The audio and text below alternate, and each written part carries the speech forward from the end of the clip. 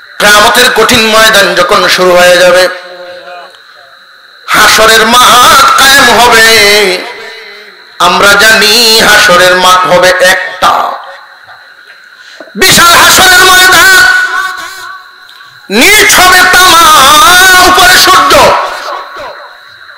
কিন্তু মহান মাওলাই কারীম এই দিন আরেকটা হাসরের মাঠ বানাইবেন, আলাদা একটা হাসরের মাঠ বানাইবেন, যেটার নিচ হবে রূপা, পর্দার আড়াল দিবেন। আল্লাহ বলবেন, ফেরেশতারা রে, আমি যাদের সিনার ভিতরে কোরআন ঢেলে দিয়েছি, যাদের মেজাজের ভিতরে জেহেনের ভিতরে ইলম ঢেলে দিয়েছি, আমি এদেরকে সাধারণ মানুষের সামনে বিচার করব না। পর্দার আড়াল করে দাও, এদের জন্য আলাদা মাঠ। আলেমদেরকে জিজ্ঞাসা করা হবে, তোমার ভিতরে ইলম দিয়েছি, তোমার ভিতরে আমি কোরআন দিয়েছি, তুমি এই কাজ কেন করছিলা? তোমার কি লজ্জা লাগে নাই? তুমি আলেম হয়ে এই কাজ করছো? আলেম ওলামাদেরকে এইভাবে পর্দার আড়ালে বিচার করার পরে আল্লাহ ঘোষণা দিবেন, ও ফেরেশতারা, আমি যার দিলের ভিতরে ইলম, যার দিলের ভিতরে কোরআন ঢেলেছি, আমি ওরে জাহান্নামে জ্বালাইবার জন্য আলেম বানাই নাই। মহান মাওলাই কারীম আল্লাহ পাক আলেম ওলামাদেরকে যখন ময়দানে মাহশরে দাঁড় করাইবেন, হুকুম দিবেন, তোমরা সুপারিশ করো, তোমাদের সুপারিশে জাহান্নামীদেরকে মাফ করা হবে। হাফেজগণ 10 জনের ব্যাপারে সুপারিশ করবেন, আলেমগণ কমপক্ষে 70, উপরে কোনো সীমানা নাই। আলেমদের মর্যাদা তো সবার সমান হয় না, সবার মর্যাদা সমান নয়। এক একজনের ইলম এবং আমলের মর্যাদার তফাৎ আছে না নাই? যার মর্যাদা যেই পরিমাণ সুপারিশ করবেন সেই পরিমাণ, যার মর্যাদা যেই পরিমাণ সুপারিশ করবেন সেই পরিমাণ। ওই দিন এইভাবে সুপারিশ হইতে থাকবে। আল্লাহ পাক রব্বুল আলামিনের দরবারে হাফেজ আলেমগণ বলতে থাকবে, আয় আল্লাহ, উনি আমার পরিচিত মানুষ, আল্লাহ উনি আমার বংশের মানুষ, আল্লাহ উনার নামে 1 কোটি বছর সাজা হয়ে গেছে, দয়া করে মাফ করে দাও। আলেমের সুপারিশে তারে মাফ করে দেওয়া হবে। মুসলমান ইমানদার ভাইরা আমার, দুনিয়ার জিন্দেগি স্থায়ী জীবন নয়, এই দুনিয়া ছাড়তে হবে, এই বিশ্বাস আমাদের প্রত্যেকের আছে না নাই? আছের আওয়াজটায় মনে হয় সন্দেহ আছে। আর এটা আবু জেহেলেরও আছে, মরণ যে লাগবো এই বিশ্বাস আবু জেহেলও করত। দুনিয়ার জমিনে চিরদিন থাকা যাবে না, আখিরাতের হিসাব হবে উল্টা। এই যে ব্রেন, এটা ঘুরে যাবে। এই দুনিয়ার জমিনে কদর হইল ডিসির, হাফিজের কদর নাই। ওইখানে যখন উল্টে যাবে, ডিসির কোনো দাম নাই, হাফিজের হবে দাম। উল্টে যাবে। কিয়ামতের কঠিন ময়দানে অনেক মানুষকে জিজ্ঞাসা করা হবে, তোর বংশধরের মধ্যে তোর ছেলে কয়জন? যে 5 জন। কি কি করত? ডিসি, ইউনো, পুলিশ যা আছে কইল। তোর হুরা নিজের সন্তানাদির মধ্যে নাই, আত্মীয়র ভিতরে নাই, তোর হুরা বংশের ভিতরে কি কোনো হাফেজ আলেম আসেনি? হ্যাঁ আসিন, শল্যের হুত শুনছিলাম পড়তো, হাফিজি পড়ছেন, শল্যের সলিমুদ্দি বেটার নাম, সলিমুদ্দি ওখানে শল্যের হুত পড়তো। কি পরিমাণ নিম্নমানে দেখতো, কতটুকু ছোট নজরে দেখতো, নামটাও পর্যন্ত সুন্দর করিয়া শল্যের হুত পড়তো শুনতাম। তোর কি সম্পর্ক ছিল তার সাথে যে না তারা দেখতাম পারছি না? আজকের অবস্থা তুই জানোস নি, আজকে যদি এই তোর শল্যের হুতে কয় তাহলে তুই মাপ পাইবি।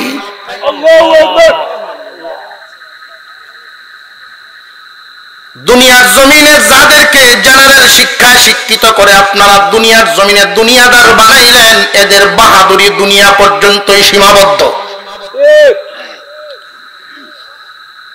আল্লাহ পাক রব্বুল আলামিন মাল আর ইলমের বন্টনটা করেছেন ভিন্নভাবে। যে আয়াত আপনাদের সামনে তিলাওয়াত করে শুনিয়েছি। এই আয়াতে আল্লাহ যে বিষয়টা বুঝাইতে চাইলেন, দুনিয়ার মানুষ, আসমানের নিচে জমিনের উপরে যত মানুষ, প্রথম হিসাব মিলাও সবাই মানুষ। কে কোন গুণের অধিকারী এটা নয়, সবাই প্রথমে এক জাত, সবাই আমরা মানুষ। আমেরিকা, লন্ডন, সৌদি আরব, বাংলাদেশ, ভারত, পাকিস্তান যা আছে সবাই আমরা মানুষ। আসমানের নিচে যা আছে সব মানুষ। মহান আল্লাহ বলেন, ও দুনিয়ার মানুষ, আমি স্রষ্টা, তোমরা আমার সৃষ্টি, তোমরা সবাই মানুষ, কিন্তু তোমাদের মধ্যে আমি একদল মানুষের ইজ্জত বাড়ায় দিছি। তারা কারা জানোনি? তোমাদের মধ্যে যারা ইমানদার, আমি আল্লাহর কাছে এদের মর্যাদা আছে। কেমন মর্যাদা তোমরা জানোনি? একজন ইমানদার যতক্ষণ পর্যন্ত দুনিয়ার জমিনে থাকবে, আমি আল্লাহ কিয়ামত ঘটাইব না। সমস্ত মানুষের মধ্যে ইমানদারের মর্যাদা আছে না নাই? আল্লাহ পাক রব্বুল আলামিন বলেন, একজন ইমানদার থাকলেও আসমান ভাঙবো না। একজন ইমানদার থাকলেও দুনিয়া ধ্বংস করব না। ও কাফের মুশরিক বেঈমানেরা, ইমানদারের উসিলায় দুনিয়াদার হইছো, ইমানদারের উসিলায় দুনিয়া ভোগ করো, তোমরা তো জানো না। মুসলমান ইমানদার ভাইরা আমার, ইমানদার হতে পেরে খুশি না বেজার? উঁচু আওয়াজে শুকর আদায় করেন, বলেন আলহামদুলিল্লাহ। ইমানের শুকরিয়া, ইমানের শুকরিয়া। সরিষার দানা পরিমাণ ইমান নিয়েও যদি কবরে যাইবার পারে, সরিষার দানা এর চেয়ে আরো কম। মুফাসসিরিনে কেরাম বলেন, এর চেয়ে আরো কম বলতে কি পরিমাণ কম? রোদ উঠলে মাঝে মাঝে দেখবেন সূর্যের আলো ঘরের বেড়ার ছিদ্র দিয়া ঘরের ভিতরে পড়ে। এই আলোটার মধ্যে কিছু ধুলাবালি উড়াউড়ি করেনি না করে না? এই ধুলা কণাটা এত ছোট, এত ছোট, খালি চোখে দেখা যায় না সূর্যের আলোতে না থাকলে। এই কণা পরিমাণ ঈমান নিয়েও যদি কেউ এই দুনিয়ার জমিন চাটতে পারে, আল্লাহ রাব্বুল আলামিন 10 দুনিয়ার সমান একটা জান্নাত তারে দিবে। ইমানদারের কত দাম! এই জমিনে সবাই মানুষ। আল্লাহ পাক রব্বুল আলামিন বলেন, সমস্ত মানুষের মধ্যে আমি ইমানদারের মর্যাদা বাড়ায়া দিলাম। আর যারা ইমানদার, এবার তোমরা কান পেতে শুনে রাখো, ইমানদার যারা তোমরা এবার কান পেতে শোনো। আমি আল্লাহ তোমাদের মধ্যে কিছু মানুষকে পছন্দ করছি। তোমরা যারা ইমানদার, তোমাদের মধ্যে আমার কিছু পছন্দের মানুষ আছে, যাদেরকে আমি আল্লাহ আমার ইলম দিলাম, যাদেরকে আমি ইলম দান করেছি, ওরা তোমাদের মধ্যে সম্মানী। মনে করেন সেই প্রথম দিনের কথা, আদম আলাইহিস সালামকে আল্লাহ বানাইছেন ফেরেশতাদের মুখামুখি, ফেরেশতাদের সম্মুখে। সুবিধা হইতেছে কোনো? ফেরেশতাদের সামনে আদম আলাইহিস সালাম, ওয়া আল্লামা আদম আল আসমাআ কুল্লাহা, আল্লাহ পাক রব্বুল আলামিন ইলম দিয়ে দিলেন। সর্বপ্রথম ইলম দেনেওয়ালা আল্লাহ। ইলমের সর্বপ্রথম শিক্ষক হলেন আল্লাহ, সর্বপ্রথম ছাত্র আদম আলাইহিস সালাম। ইলম দিলেন আল্লাহ পাক। কিয়ামত পর্যন্ত যত বস্তু দুনিয়াতে মানুষ ব্যবহার করবে, সমস্ত বস্তুর নমুনা সামনে হাজির। ও ফেরেশতারা, তোমরাও আমার সৃষ্টি, আদমও আমার সৃষ্টি। বলো দেখি ওই জিনিসগুলোর নাম তোমরা বলো। ফেরেশতারা জানায় দিল, সুবহানাকা লা ইলমা লানা ইল্লা মা আল্লামতানা ইন্নাকা আনতাল আলিমুল হাকীম। আল্লাহ, আপনি যা শিখান নাই, যে ইলম আপনি আমাদের দেন নাই, এই ব্যাপারে আমাদের কোনো ইলম নাই। আল্লাহ রাব্বুল আলামিন এইবার আদমকে হুকুম দিলেন, আদম আলাইহিস সালাম একটা একটা করে সব নাম বলে দিলেন। মহান মাওলাই কারীম ঘোষণা দেন, ফেরেশতারা রে, তোমরাও সৃষ্টি, আদমও সৃষ্টি, তবে আদমকে আমি মর্যাদা দিলাম কেন জানোনি? তার ভিতরে আমি ইলম ঢুকায়া দিছি, ইলমের কারণে আদমের মর্যাদা বেড়ে গেছে। সুতরাং আমার হুকুম আদমকে সিজদা দাও। আল্লাহু আকবার। কিসের কারণে? ইলমের কারণে। এবার সবচেয়ে মজার ব্যাপার, খুব ভালো করে মনে রাখবে,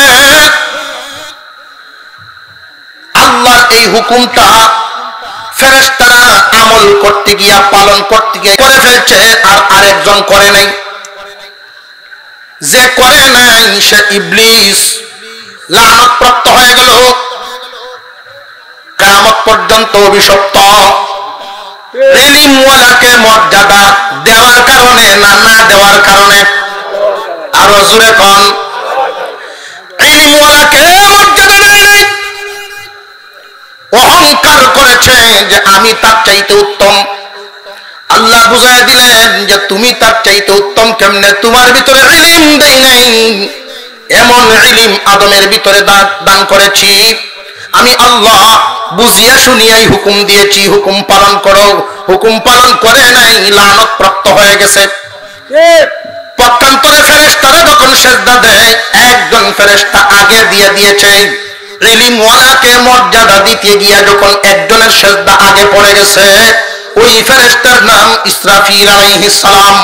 ইসরাফিল আলাইহিস সালামকে আল্লাহ বলেন, ইসরাফিল রে, সিজদা আগে দিয়ে দিছো আমার ইলমওয়ালাকে মর্যাদা দেওয়ার কারণে। আমি আল্লাহ খুশি হইয়া তোমার একটা পুরস্কার দিলাম, আর এই পুরস্কারটার নাম 30 পারা কুরআন। এই 30 পারা কুরআন তোমার কপালে লিখা দিলাম। ইলমওয়ালাকে আল্লাহ মর্যাদা দিছেন, তুমি দিবা না কেন? দুনিয়ার জমিনে অনেক মানুষ ইলমওয়ালার মর্যাদা বুঝে না, ঠিক না? ঠিক। আর একটু জোরে কর। একই বাপের দুই ভূত। গ্রামের মানুষ খুব ধনী লোক, ফুতাইলে কামায়া কি দিব এই দিকে বেটার নজর নাই, এই চিন্তাও করণ লাগে না। দেখে একটা ছেলে দেখতে শুনতে নাদুস নুদুস, খুব চালাক চতুর, স্মার্ট বয়। এইটাতে জেনারেল লাইনে দিছে স্কুলে। আর একটা একটু লেসা ফেসা, সেদা বেদা টাইপের, বুঝলি না?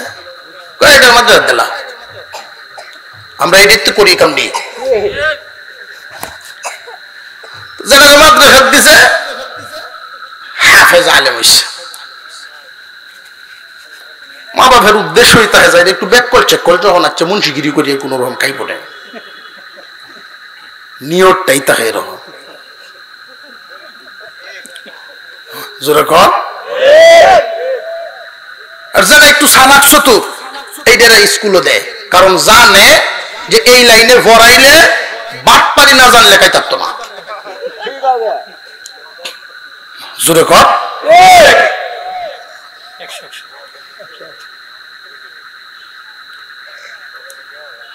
একজন ডাক্তার হইছে, দুনিয়ার শিক্ষায় শিক্ষিত হয়ে দুনিয়াদার।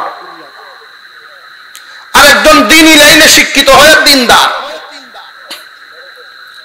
দুনিয়াদার দুনিয়ার লাইনে শিক্ষিত হয়ে যে দুনিয়াদার হয়, তার হিসাব নিকাশ তো দুনিয়াবি হিসাব। আর যে দিনদার, তার হিসাব নিকাশ তিনি হিসাব নিকাশ।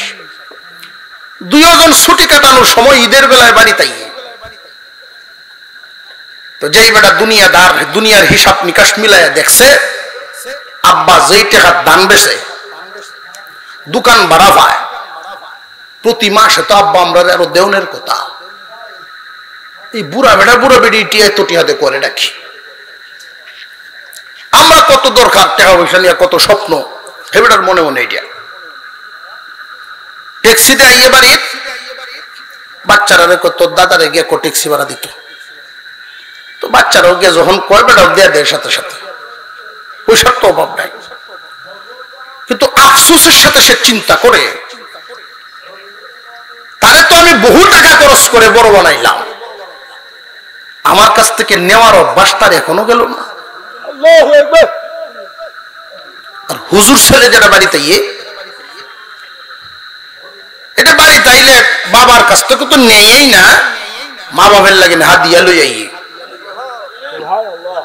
তো কুরবানির ঈদ বাপে গরু কিনবো, যে দুনিয়াদারির চিন্তায় দেখছে আব্বার কাছে টাকার অভাব নাই, আব্বাই গরু কিনলে তৈল, কুরবানিতে একজনে দিলে হয়েছে।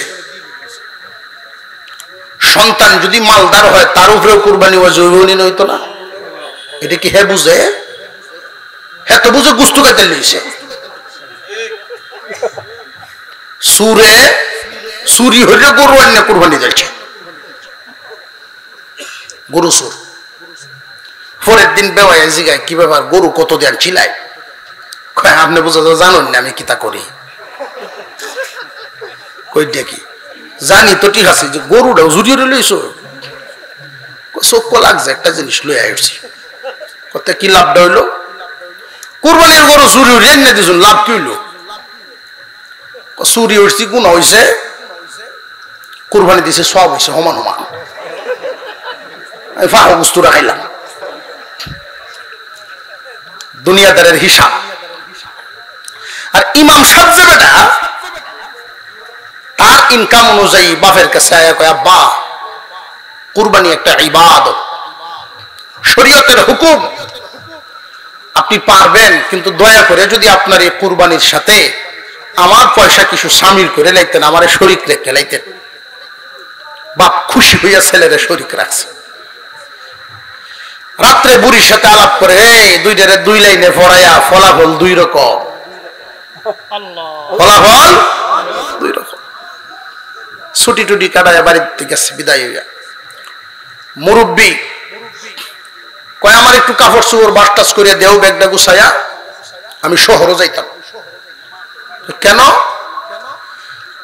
দুইজনরে দুই লাইনে পড়াইলাম, দুইজনের আচার আচরণ দুই রকম দেখতে পাই, আমি এদের জীবন যাপন একটু দেখতে আইতাম, কেলা কোন হালতে আছে। প্রথমেই গেছে ডাক্তারের বাসা। ডাক্তার সাহেবের বাসাত গিয়া বাসার সামনে গিয়ে রিক্সাতে নামছে। আমি খোঁজ খবর লইছে যে ডাক্তার সাহেব এক জায়গা কিনছে, এটার উপরে 6 তলা বিল্ডিং বানাইতেছে, তার ইনকাম মাসও 4 লাখ, দরকার হইল 10 লাখ। ফেরেশানি আরো কয় লাখের? ঘুমে ধরবো। বাসার সামনে চেম্বার, চেম্বারের দ্বারা সেডাত বইয়া চিন্তা করতেছে, আরে আমার পুত্রে তো আমি দুনিয়াদার বানাইছি ঠিক, সারা দুনিয়ার মাথা তুলছে। দুনিয়া যদি কারোর উপরে উঠে যায়, দুনিয়ার শান্তি থাকে, এটা ভাবতেছে। হঠাৎ তাকায়া দেখে এক বেটা সেটটি আইতাছে গুছায়, মুরব্বী মানুষ, ডাক্তারি করাইয়া। ডাক্তারের বাপ বই রয়েছে না, বেটা দৌড়ে গেছে পরিচয় না দিয়া। ভাই সাহেব আপনি এইভাবে সেটটি আইতেছেন ডাক্তার সাহেবের উপরে, কামটা কি করছে এটা তো দেখবেন আপনি। আমার কামটা কি করছে? যে কি কাম? আমি 3 ঘাটা কেক বন্ধক দিয়া কয়টা পয়সা লই আয়া চিকিৎসা করতাম আইসি, আর আমার এনে লিখতে দিছে কি তো দেখ পায়। কই এনে কি লেখছে এটা তো আমি কইতাম না, আপনি কোহেন হনি। আমি ফার্মেসিতে ওষুধ আনতাম গেছিলাম, লিখতে দিছে 100 বস্তা সিমেন্ট একটা হরে দিন 3 বার।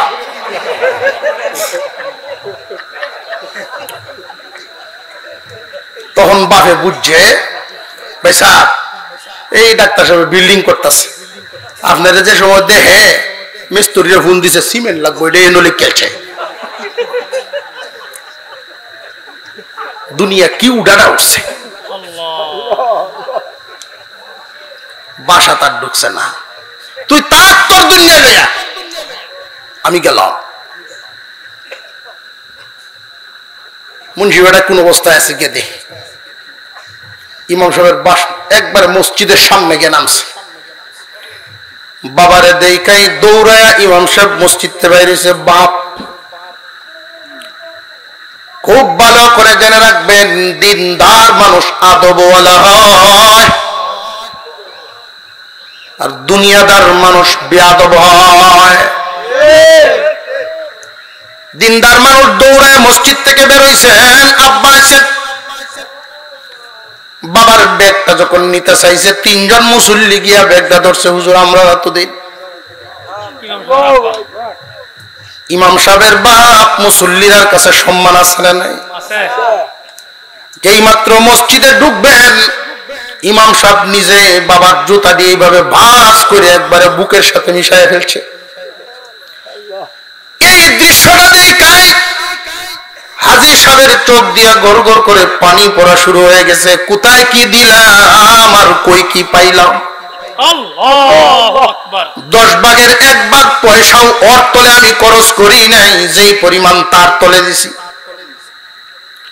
কোথায় কি ঢাললাম আর কোথায় কি পাইলাম। যে কয়েকদিন উনি সেখানে রইলেন, মনের প্রশান্তি মিলছে।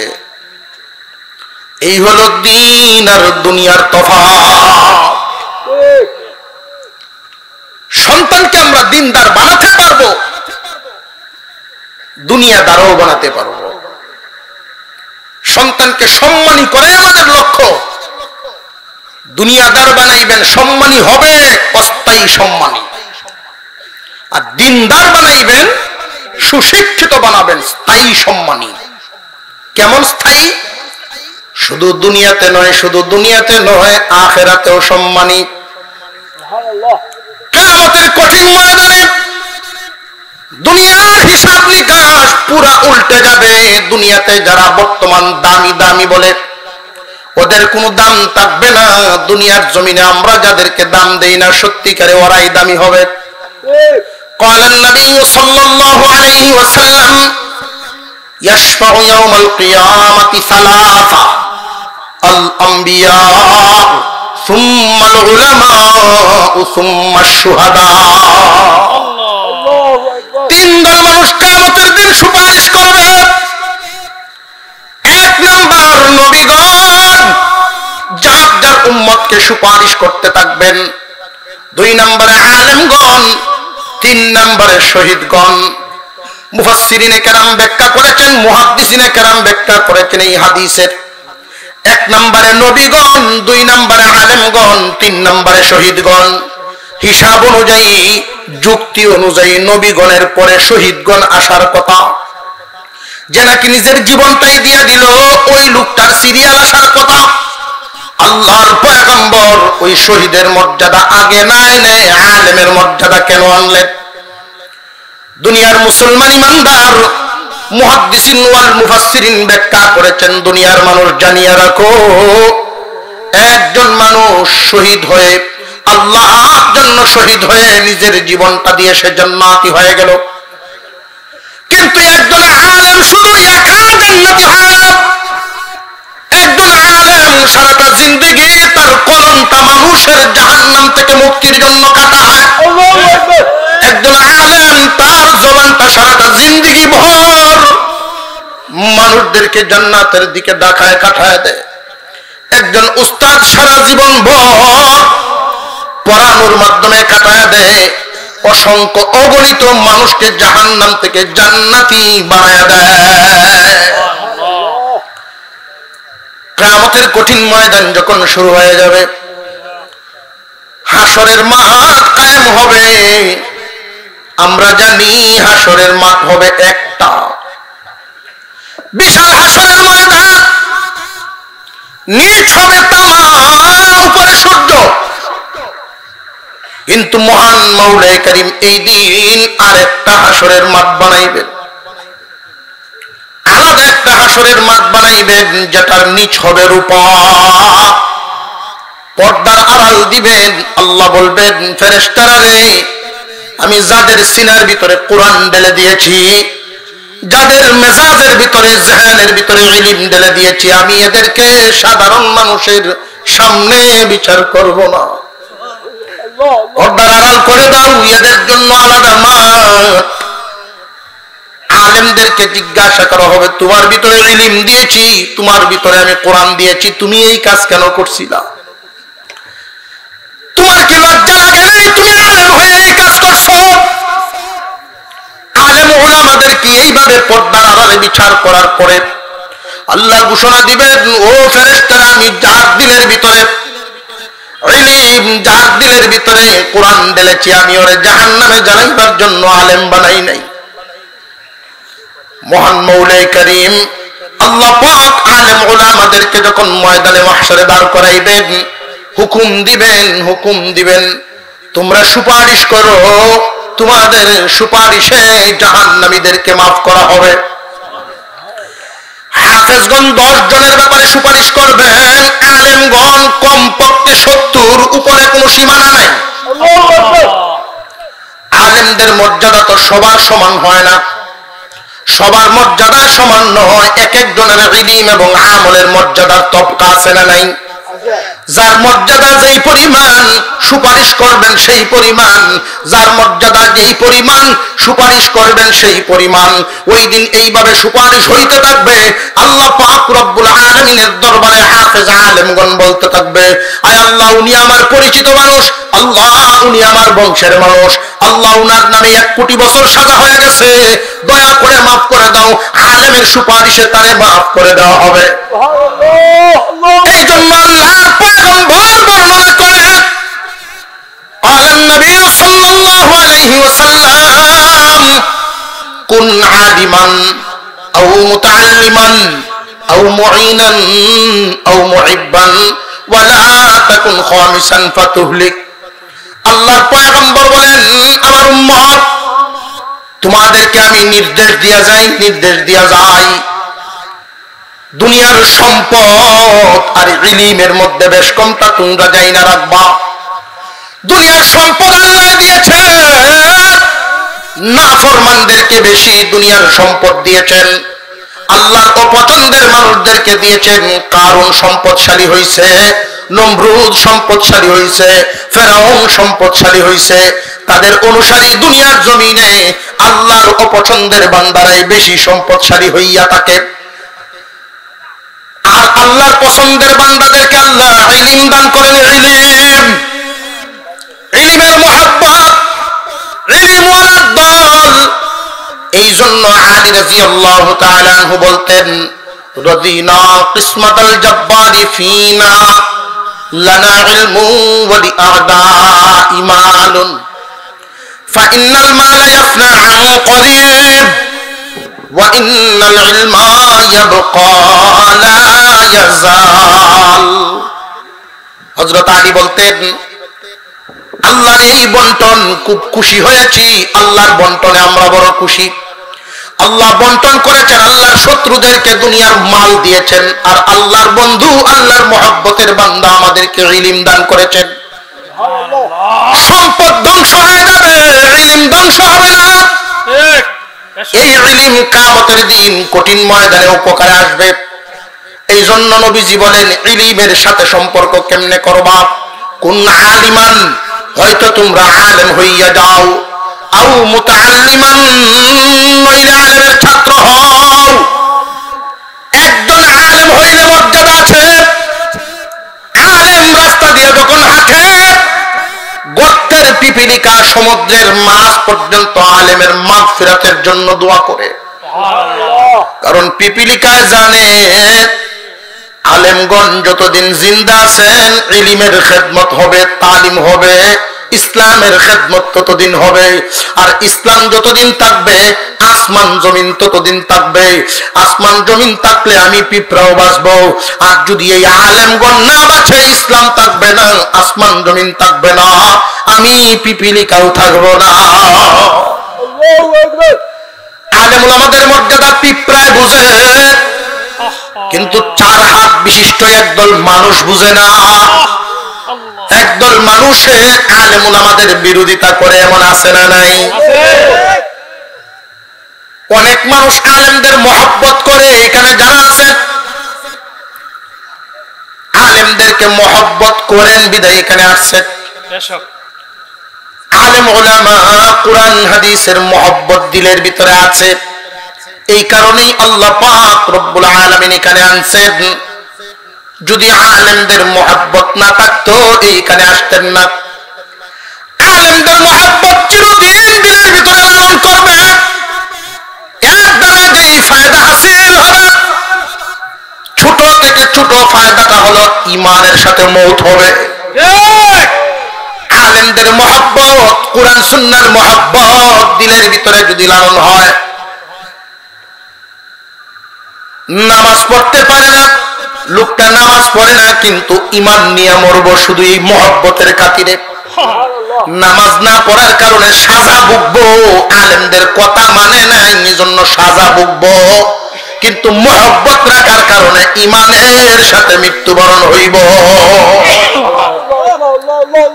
মুসলমান ইমানদার ভাইয়েরা আমার, আল্লাহর পয়গম্বর বর্ণনা করেন, কুন আলিমান, হয়তো তোমরা আলেম হও, মর্যাদা পাইবা, ইহকালে সম্মান, আখিরাতে অনেক সম্মান। দুনিয়ার জমিনে একজন মানুষ, দুনিয়ার জমিনে জেনারেল শিক্ষায় একজন মানুষ উচ্চ ডিগ্রি, দেশ বিদেশি যত ডিগ্রি হাসিল করুক না কেন, তার পাওয়ার থাকবে দুনিয়া পর্যন্তই। না আরো যাইব? এই লাইট যিনি আবিষ্কার করেছেন অবশ্যই একজন বিজ্ঞানী। এত গবেষণার ফসল এই লাইট যে আবিষ্কার করলেন, এই লাইটের ফায়দা সে নিজে এবং অন্যরা বা আমরা যে পাইতেছি দুনিয়া পর্যন্তই সীমাবদ্ধ। যে আবিষ্কার করেছে তার কবরে পর্যন্ত আলো যাবে। আর একটু জোরে কর। দুনিয়ার শিক্ষার ক্ষমতা দুনিয়া পর্যন্তই সীমাবদ্ধ, ইলম শিক্ষার ক্ষমতা দুনিয়া পর্যন্ত সীমাবদ্ধ নয়। দুনিয়াতে এটার ফায়দা কম কিন্তু আখিরাতে ফায়দা বেশি। খুব ভালো করে জেনে রাখবেন, যেই মানুষটা দুনিয়াকে প্রাধান্য দেয় এই অল্প সময়ের ফায়দার জন্য, দুনিয়ার শিক্ষা হাসিল করলো, এটা অল্প সময়ে পাইয়াই যথেষ্ট। আর যারা আখিরাতে ফায়দা পাওয়ার জন্য ইলম শিক্ষা করে, দুনিয়া টুকটাক করে কোন রকম দুনিয়া পার হয়ে যাবে। দীর্ঘ সময় শুরু আছে যে কালের কোনো শেষ নাই, ওই কালের জন্য ইলম হাসিল, ওই দিন ওই ইলম এতটা কাজে লাগবে। নবীজি বলেন, কোন আলিমান, তোমরা আলেম হয়ে যাও। যদি রে উম্মত আলেম হইবার না পারো, তাহলে তোমরা আলেমদের ছাত্র হইয়া যাও। আলেমদের ছাত্র যদি হইবার পারো তবু তোমাদের একটা মর্যাদা হবে। তালিবে ইলম ছাত্র যখন রাস্তাঘাটে চলাফেরা করে, আল্লাহ রব্বুল আলামিন ওই ছাত্রদেরকে আল্লাহ এত মর্যাদা দেন, ফেরেশতারা নূরের পর বিছায়া দেয়। ছাত্র যদি হইবার না পারো তাহলে আলেমদের সাহায্যকারী হয়ে যাইবা। সাহায্যকারী যদি হইবার না পারো অন্তত মহব্বত করে নেওয়ালা হইবা। এই মহব্বত করলে থেকে আর পিছে যাইও না, চার দলের বাহিরে যাইও না, তাহলে ধ্বংস হইয়া যাইবা। হয়তো আলেম হও, না হয় আলেমদের ছাত্র হও, তাও যদি হইবার না পারো, আলেম ওলামারা যেই দিনের খেদমত, যেই দিনের মিশন চালু করেছেন, এই মিশনের সাহায্যকারী হও। সেই সাহায্যকারী হইতে যদি নাও পারো, এদের জন্য দোয়া করবা, মহব্বত করবা, এদের জন্য দোয়া করবা। এই চতুর্থ নম্বরটা তো তোমরা সবাই পারবা। আমরা এখানে যারা আছি আমরা পারবো না ইনশাআল্লাহ। আমরা এই দোয়া করে নেওয়ালা, অন্তত মহব্বত করে নেওয়ালা কারা কারা আছি? নারায়ে তাকবীর।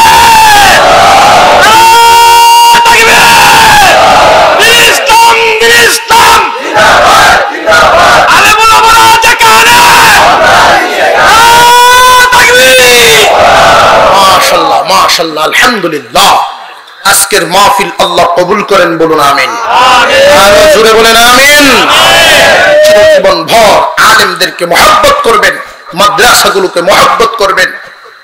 সারা বাংলাদেশের যত শিক্ষাঙ্গন দুইটা ভাগে বিভক্ত।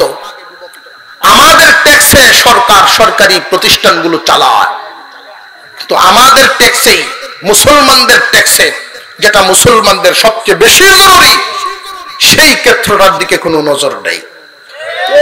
মুসলমানদের টাকায় সত্যিকারের দ্বীনি শিক্ষা চালু রাখা লাগে।